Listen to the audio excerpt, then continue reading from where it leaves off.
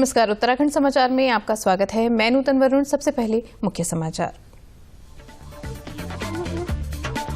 प्रधानमंत्री नरेंद्र मोदी ने रक्षा क्षेत्र में आत्मनिर्भरता कॉल टू एक्शन वेबिनार को किया संबोधित। कहा, मेक इन इंडिया और आत्मनिर्भर भारत अभियान के रक्षा क्षेत्र में बनेंगे आत्मनिर्भर।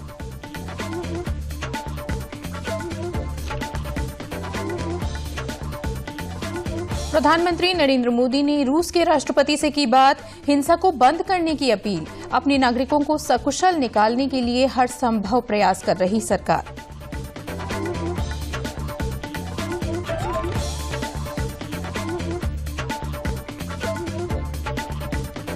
यूक्रेन में फंसे उत्तराखंड के कई छात्र। मुख्यमंत्री ने राष्ट्रीय सुरक्षा सलाहकार अजीत डोभाल से की बात। छात्रों के परिजनों की मदद के लिए नियुक्त किए नोडल अधिकारी।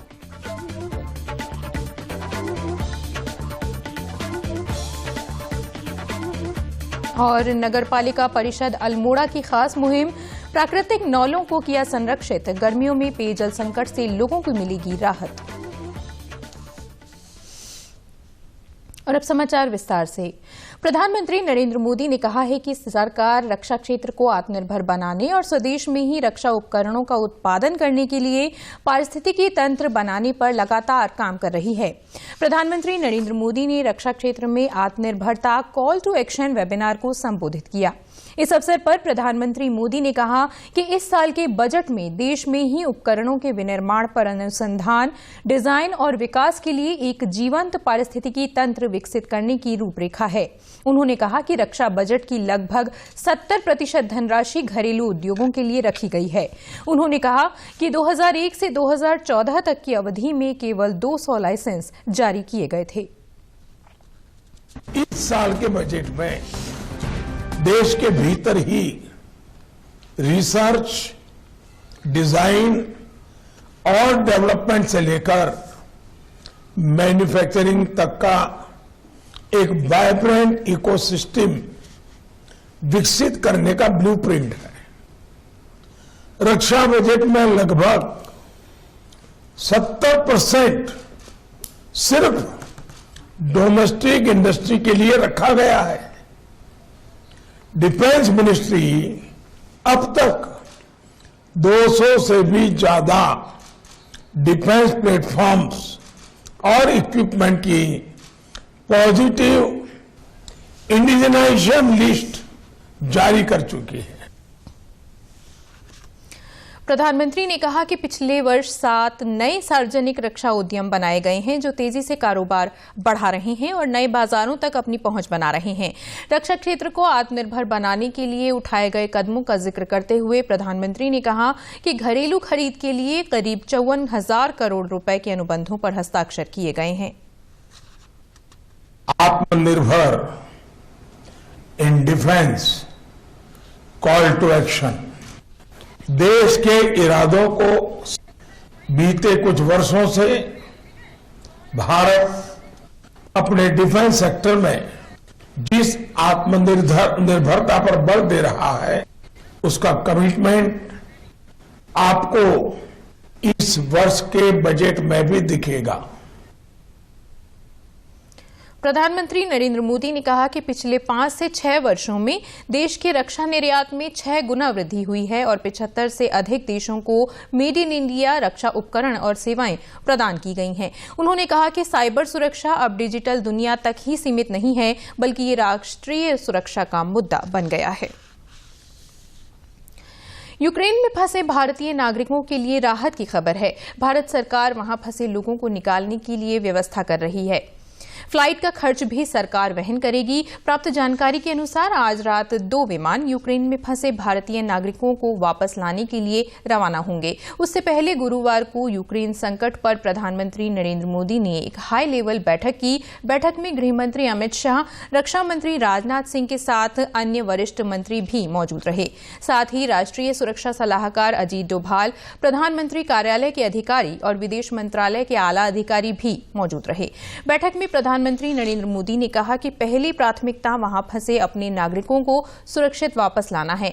भारत संकट पर नजर बनाई हुई है।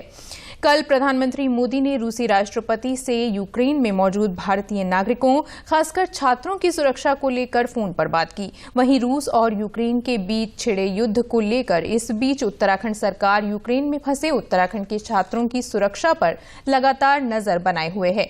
मुख्यमंत्री पुष्कर सिंह धामी ने यूक्रेन में रह रहे उत्तराखंड के लोगों की सुरक्षा के संबंध में अधिकारियों के साथ सचिवालय में समीक्षा बैठक की। उन्होंने अधिकारियों को विदेश मंत्रालय के साथ संपर्क में रहने के निर्देश दिए। अभी तक यूक्रेन में निवासरत 95 लोगों के परिजनों से संपर्क किया जा चुका है। मुख्यमंत्री ने यूक्रेन में फंसे प्रदेशवासियों से विभिन्न बिंदुओं को लेकर राष्ट्रीय सुरक्षा सलाहकार अजीत डोभाल से फोन पर बात की। सरकार ने नोडल अधिकारी भी नियुक्त किए। सरकार ने राज्य के वहां फंसे छात्रों की जानकारी और सुरक्षा के लिए पुलिस उप महानिरीक्षक कानून व्यवस्था पी रेणुका देवी को नोडल अधिकारी और पुलिस अधीक्षक कानून व्यवस्था प्रमोद कुमार को सहायक नोडल अधिकारी बनाया है। अधिकारियों को यूक्रेन में फंसे छात्रों के परिजनों से संपर्क कर जानकारी जुटाने के निर्देश दिए गए हैं। साथ ही सोशल मीडिया में फैलाई जा रही अफवाहों पर भी नजर बनाए रखने के लिए कहा गया है। काशीपुर निवासी उंजिला सैफी भी वहां फंसी हुई हैं। उन्होंने एक वीडियो भी भेजा है। उनका कहना है कि वो वापस भारत आना चाहती हैं।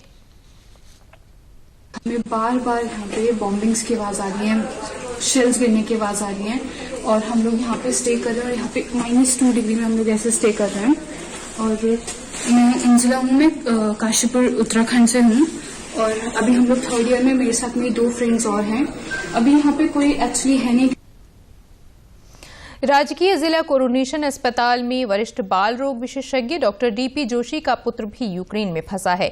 उन्होंने बताया कि यूक्रेन में बिगड़ते हालात के चलते उनका परिवार चिंतित है। उनकी अपने बेटे अक्षत जोशी से मोबाइल पर बात हुई थी। अक्षत ने बताया कि इमरजेंसी लगने के कारण हालात ठीक नहीं हैं। लोग जरूरी सामान जुटा रहे हैं। हायर एजुकेशन, मेडिकल एजुकेशन के लिए बेटा जो है खार्किव में एमबीबीएस करने गया हुआ है।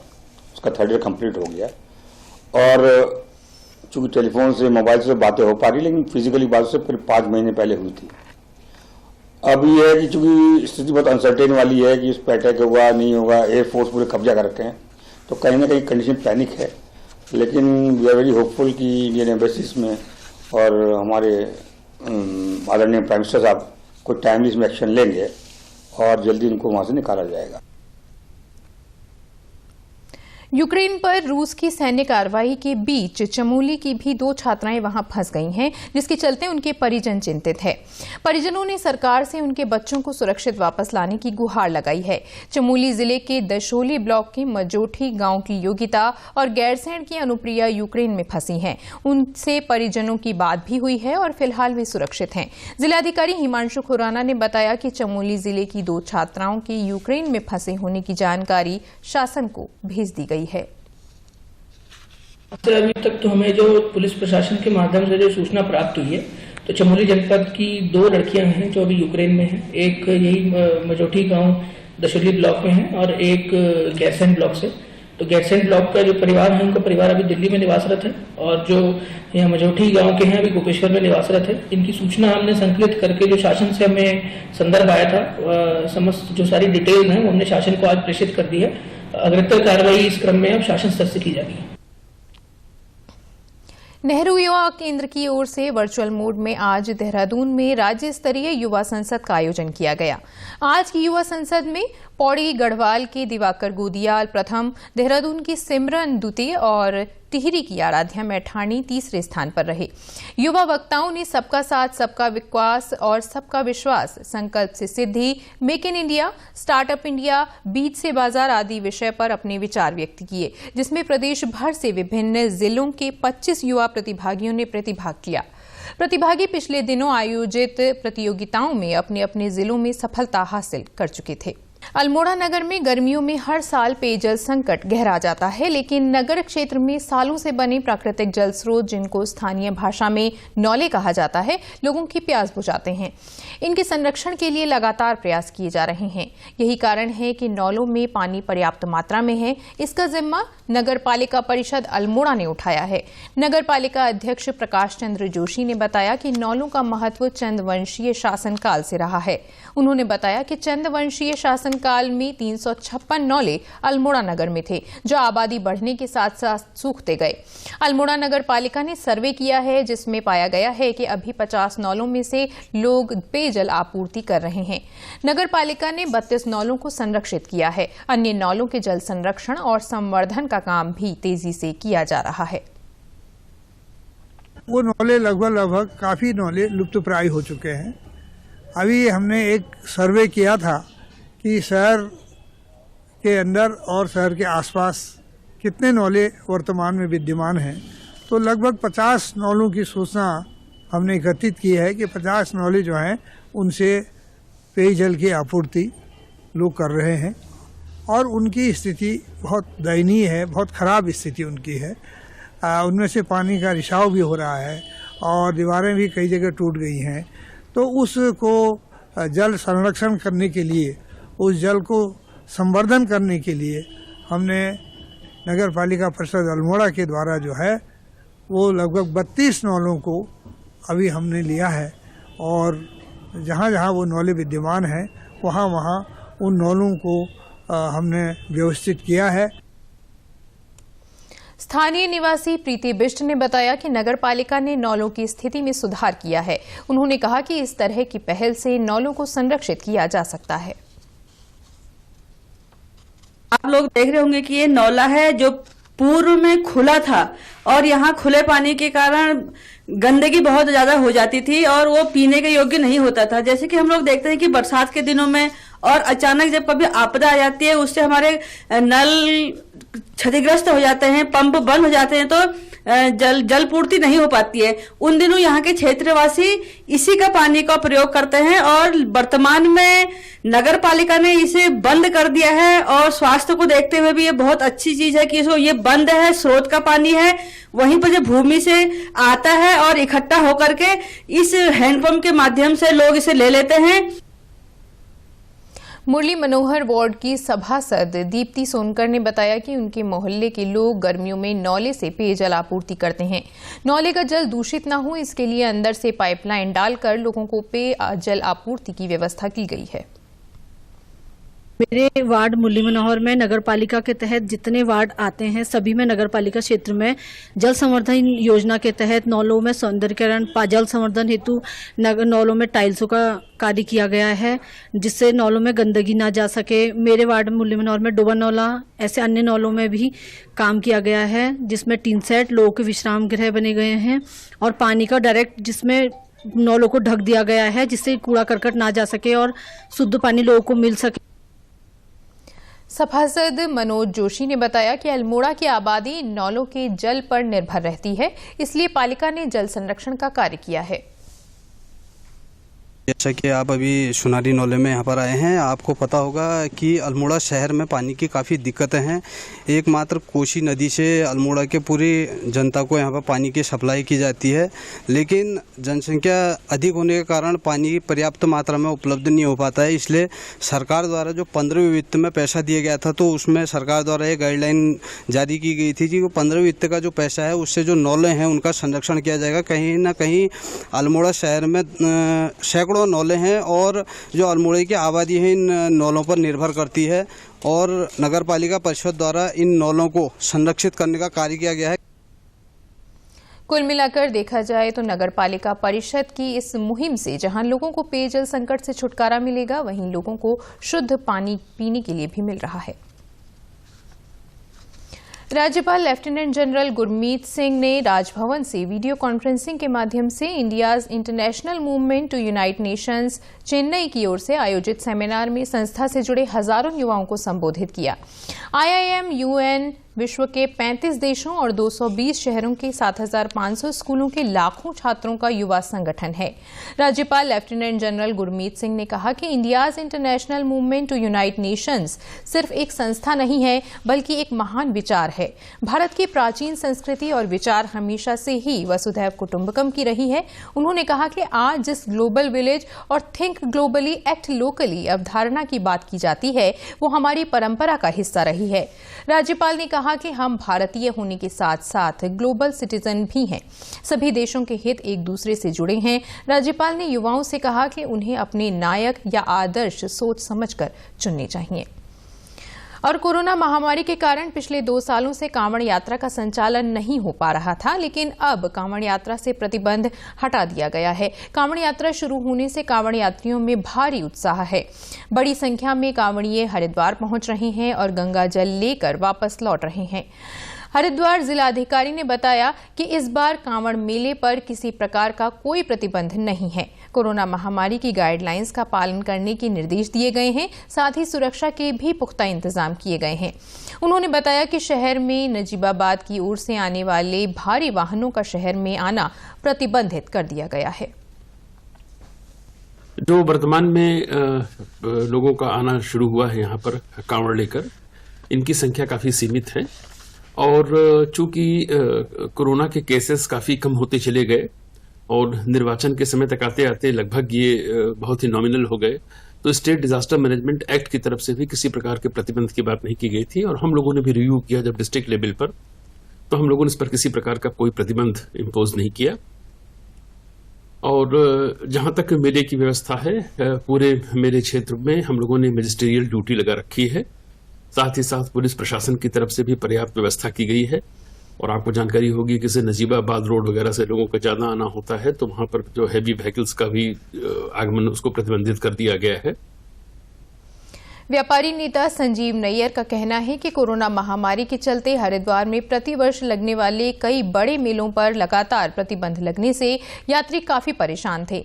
व्यापार भी बुरी तरह प्रभावित हुआ था, लेकिन इस बार कांवड़ यात्रा से प्रतिबंध हटने से लोगों को बड़ी राहत मिली है। सबसे बड़ी बात तो मैं ये कहना चाहूँगा कि सरकार को बहुत बहुत धन्यवाद देना चाहूँगा, सरकार का शुक्रिया अदा करना चाहूँगा। कोरोना काल के बाद आज हरिद्वार का व्यापारी जिस तरीके से टूटा हुआ था, हम सरकार का धन्यवाद करते हैं। और आज बाजार में गुलमोहर हुआ है, बाजार चकमका रहा है, यात्री आ रहा है, कांवड़ यात्री आ रहा है। आज हरिद्वार के व्यापारी को आस भरी निगाह से देखा जा रहा है, क्योंकि जिस कारण से हम पहले कोरोना काल में परेशान थे, लेकिन आज लगता है कि हम बहुत अच्छे अपने बच्चों का भविष्य को उज्जवल कर सकते हैं। बहुत तीर्थ पुरोहित उज्जवल पंडित ने बताया कि कांवड़ यात्रा में शिव भक्त हरिद्वार आकर अपनी कांवड़ में जल भरते हैं और शिवालयों में अर्पित करके यात्रा को पूरी करते हैं। उन्होंने बताया कि भगवान परशुराम ने इस यात्रा को शुरू किया था, जो अनादिकाल से चलती आ रही है। कोरोना की 2 वर्ष की बाध्यता के बाद इस वर्ष जिस प्रकार से कांवड़ यात्रा का समागम शुरू हुआ है, पूरी तरीके से कभी सूने पड़े हुए घाट अब भगवाधारियों से, शिव भक्तों से, गंगा भक्तों से पटे पड़े हैं। भगवान परशुराम द्वारा प्रतिपादित इस व्यवस्था को अपनाते हुए तमाम करोड़ों हिंदू धर्मावलंबी हर की पौड़ी गंगा तट से यहाँ जल भरते हैं और गंगा जल को ले जाकर अपने शिवालयों में अर्पित करते हैं। कांवड़ लेने आए पंकज का कहना है कि वो कांवड़ मेले पर हटाए गए प्रतिबंध से खुश हैं। उन्होंने कहा कि उत्तर प्रदेश और उत्तराखंड सरकार ने सराहनीय कार्य किया है, उनको इसका पिछले 2 सालों से इंतजार था। इस बार हमें बहुत खुशी है। लास्ट 2 साल से क्या कोरोना की वजह से पूरी तरह बैरिकेड थी, जो यूपी और उत्तराखंड में पूरी तरह प्रतिबंध थी, इसलिए हम आ नहीं पा रहे थे। इस साल जो है कोई भी बैरिकेड नहीं है, इसलिए हम जो उत्तराखंड गवर्नमेंट और यूपी गवर्नमेंट का इसके लिए बहुत बहुत धन्यवाद करते हैं कि यहाँ हमारे आने से यहाँ के लोगों को भी रोजगार मिल रहा है, प्लस हमें भी धार्मिक तौर से शांति मिल रही है। सरकार को चाहिए कि इस तरह के जो है धार्मिक कार्य, उन पर कोई भी प्रतिबंध ना लगाया जाए, उनमें लोगों को आने दिया जाए। शिव भक्त कुंवरपाल भी कांवड़ यात्रा से प्रतिबंध हटने से खुश हैं। उनका कहना है कि पिछले 2 साल से यात्रा नहीं चल पा रही थी, लेकिन अब प्रतिबंध हट गया है। पिछले 2 साल से कोरोना के कारण हम सब लोग नहीं आ रहे थे। इस बार उत्तराखंड सरकार को और उत्तर प्रदेश सरकार का बहुत बहुत धन्यवाद उनके लिए, क्योंकि उन्होंने ये यात्रा खोली और हमें ये भगवान के चरणों में ध्यान लगाने का और ये कांवड़ यात्रा करने का हमें मौका मिला। आप सब लोगों का और सरकार को बहुत बहुत धन्यवाद। हरिद्वार हर की पौड़ी से जल उठाया है और बुलंदशहर में आहार महादेव बाबा पर ले जाकर के जल चढ़ाया। और इसी के साथ समाचारों का ये अंक समाप्त हुआ। नमस्कार।